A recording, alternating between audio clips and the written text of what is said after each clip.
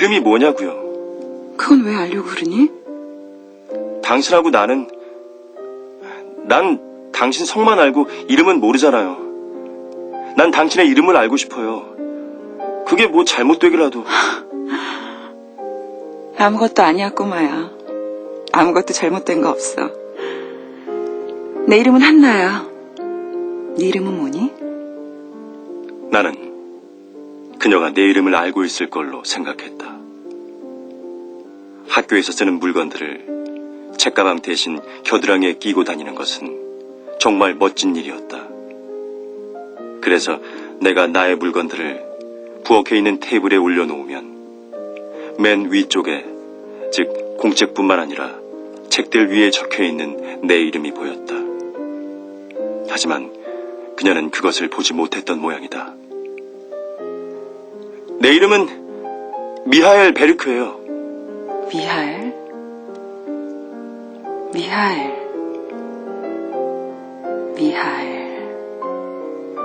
그녀는 내 이름을 음미했다.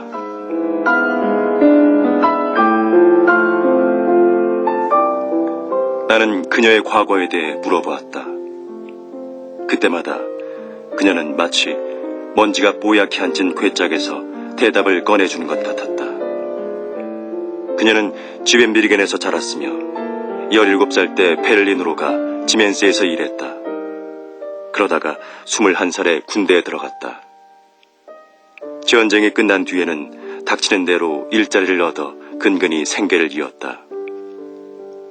몇 년 전부터 하고 있는 전차 차장 일이 마음에 드는 까닭은 제복을 입고 활동적으로 움직인다는 것, 바뀌는 차창 풍경, 그리고 발바닥 밑에서 느껴지는 바퀴의 회전 때문이었다.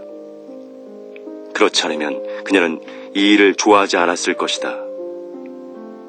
그녀는 가족이 없었고 나이는 36이었다.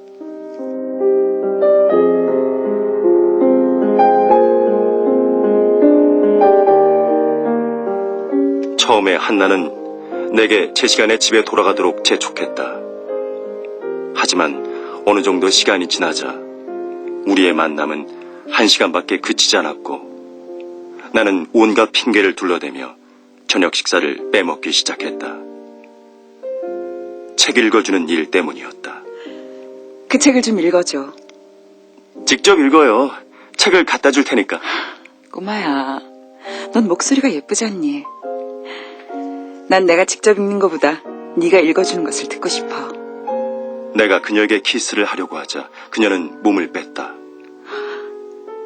그 전에 먼저 내가 책을 읽어줘야 해. 그녀는 진지했다. 나는 그녀가 나를 샤워실과 침대로 이끌기 전 반 시간가량 그녀에게 에밀리아 칼로티를 읽어줘야 했다. 책 읽어주기, 샤워, 사랑행위, 그러고 나서 잠시 누워있기. 이것이 우리 만남의 의식이 되었다.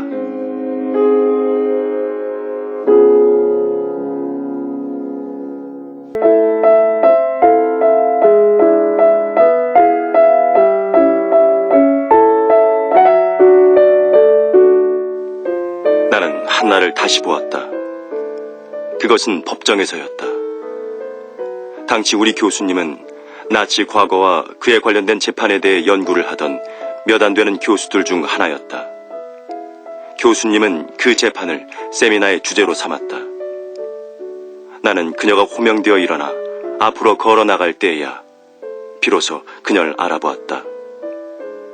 그러나 아무런 감정도 느껴지지 않았다. 전혀 아무 느낌이 없었다.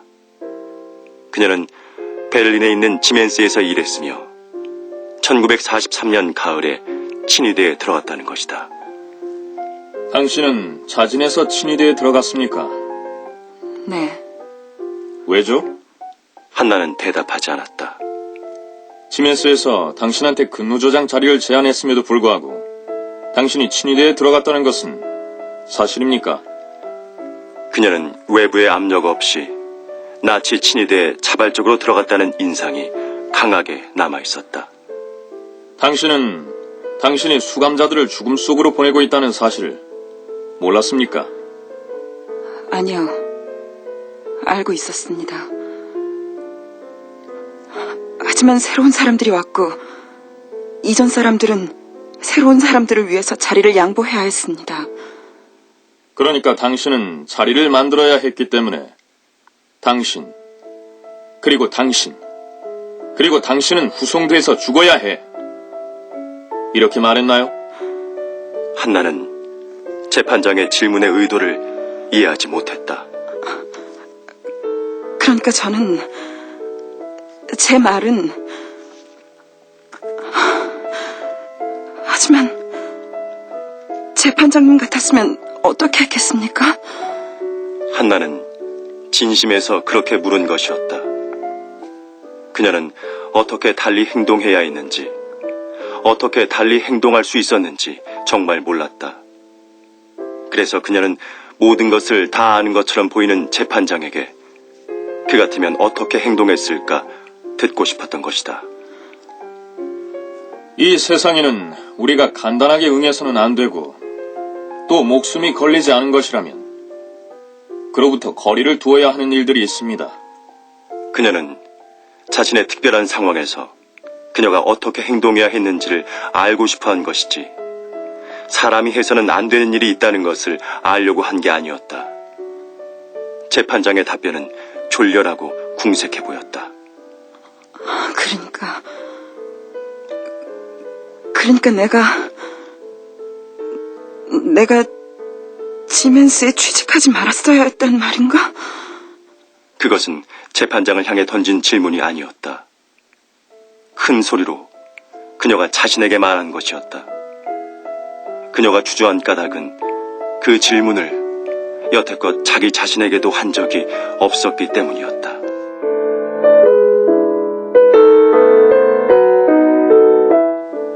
나는 살인과 죽음을 직접 목격한 사람이 느낄 법한 마비 상태에 빠졌다. 살아남은 사람들의 모든 기록은 이러한 마비 상태에 대해 증언하고 있다.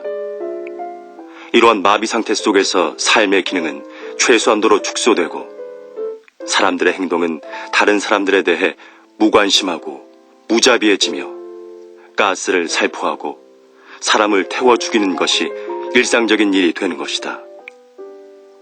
지금도 스스로에게 묻고 있는 질문이 있다. 우리 제2세대들은 유대인 박멸과 관련된 끔찍한 정보들을 실제로 어떻게 대해야 했으며 또 어떻게 대해야 하는가? 우리는 다만 경악과 수치와 죄책감을 느끼면서 침묵해야 하는가? 몇몇 사람이 판결을 받고 형을 살고 제2세대인 우리는 경악과 수치와 죄책감으로 입을 다무는 것, 그것이 지금 할 수 있는 일의 전부인가?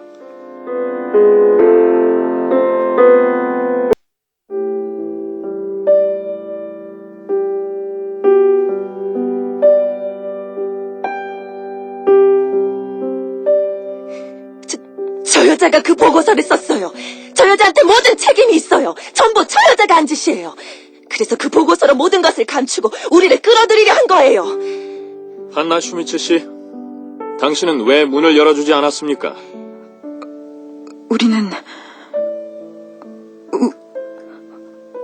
우린 달리 할 도리가 없었습니다. 우리 중 몇 사람은 목숨을 잃었고 다른 사람들은 도망쳤습니다. 당신은 두려웠나요? 문을 열어주면 수감자들이 당신들을 덮칠까봐 두려웠나요? 그들이 우리를... 아니요, 그런 일은 없습니다. 그렇지만 만약 문을 열어주었다면 어떻게 다시 질서를 잡을 수 있었겠습니까? 그러면 엄청난 혼란이 있었을 것이고 우리는 어떻게 해야 할지 몰라 쩔쩔맸을 것입니다. 그리고 또 만약 그들이 도망치기라도 한다면... 한나는 지금 하고 있는 말이 자신에게 전혀 도움이 되지 않는 걸 깨달았다. 당신이 보고서를 썼습니까? 우린 무슨 내용을 쓸지 함께 궁리했습니다. 우린 도망친 사람들에게 죄를 뒤집어 씌우고 싶진 않았어요. 우리가 스스로 책임을 떠맡고 싶지도 않았습니다. 당신은 그러니까 당신들이 함께 궁리를 했다고 말하고 있습니다. 누가 썼습니까? 너잖아! 앞서 말한 뚱뚱한 여인이 손가락으로 다시 한나를 가리켰다. 아닙니다. 내가 쓰지 않았어요. 누가 썼느냐 하는 것이 그렇게 중요합니까?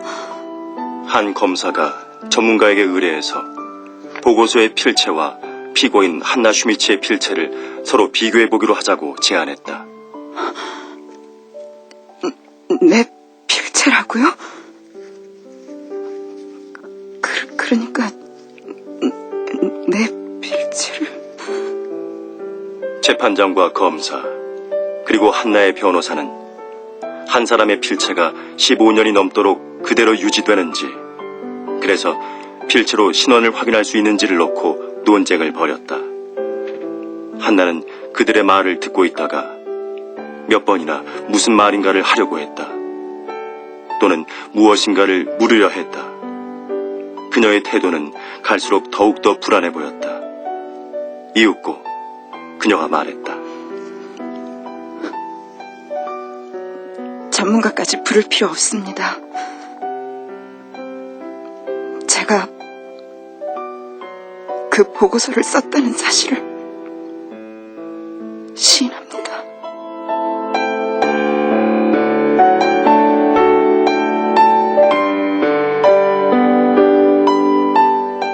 한나는 그를 읽지도 쓰지도 못했다. 그 때문에 그녀는 다른 사람들한테 책을 읽어달라고 했던 것이다. 그 때문일까? 그녀가 글을 읽지도 쓰지도 못하는 것을 부끄럽게 생각했고, 또 그렇기 때문에 자신의 치부를 드러내기보다는 차라리 나를 놀라게 하는 쪽을 택했다고 나는 그렇게 이해했다. 회피하고, 방어하고, 숨기고, 위장하고, 또 남에게 상처를 주는 행동에 근거가 되는 수치심에 대해서는 나 스스로도 잘 알고 있었다. 하지만 그렇다고 글을 읽지도 쓰지도 못한다는 한나의 수치심이 법정과 수용소에서 보여진 그녀의 행동에 대한 충분한 근거가 될 수 있을까? 자신이 문맹이란 사실이 노출되는 것이 두려워 범죄자임을 자백한다고? 자신이 문맹이란 사실이 알려질까 두려워 범죄를 저지른다고? 한나의 동기가 자신의 정체가 드러나는 것에 대한 두려움이었다면 그녀는 왜 해로울 것이 없는 문맹으로서의 정체 노출 대신에 범죄자로서의 끔찍한 정체 노출을 택했을까? 그녀는 그렇게 단순할 정도로 바보스러운 여자였나? 자신의 정체가 노출되는 것을 피하기 위해 범죄자가 될 만큼 그렇게 허영에 차고 사악한 여자였나?